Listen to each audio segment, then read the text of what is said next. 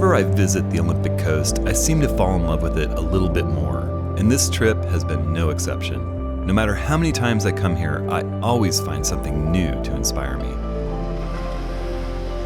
Something I've always wanted to try here is to photograph the stars.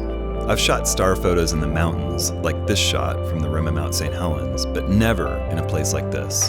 The sea stacks here offer an epic foreground to put in front of the Milky Way, if you can pull off the shot.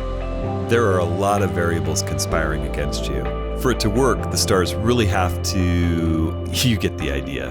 Anyway, we're 3 days into the trip at the mouth of Mosquito Creek, a beach camp with shockingly few mosquitoes, by the way, and it looks like tonight could be the night. The skies are clearing, there's no moon, and we're a long way from any light pollution. One of the keys to star photography is to scout around during the day and frame up a few good shots ahead of time. But be ready for anything.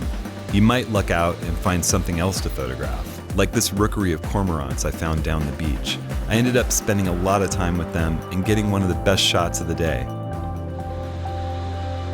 After shooting the cormorants and scouting potential Milky Way shots, I had plenty of time to shoot another beautiful sunset, and then relax by the fire. I did a little housekeeping and had a hot drink while I waited for it to get really dark. In the end, I think the shots were totally worth waiting up for.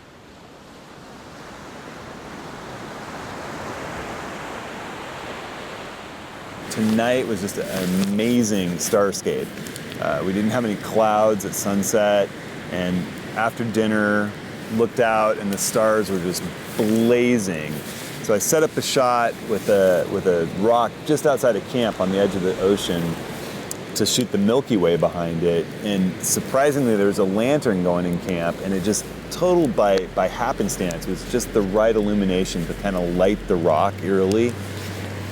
Perfectly blended with the Milky Way. It was just one of those amazing surprises. My general rule for shooting stars in the Milky Way is you divide the focal length of your lens into 500, and that many seconds is okay without actually blurring the stars. So at 14 millimeters, I can go about 35 seconds, but when I went down to frame up the image that I wanted at the head, I zoomed into 24 millimeters on my 14 to 24, and that drops me down to about 20 seconds that I can actually shoot without the stars starting to blur, get trails. And so I had to ramp up to about 3200 ISO.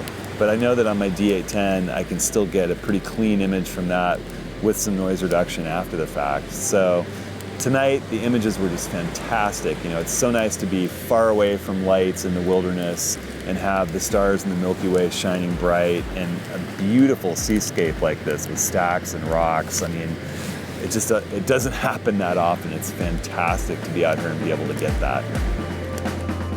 Through the years, I've developed a specialized post-production workflow unique to stars. So check out the Perfect Inspiration video where I process these images, and be on the lookout for more on-location shorts like this one.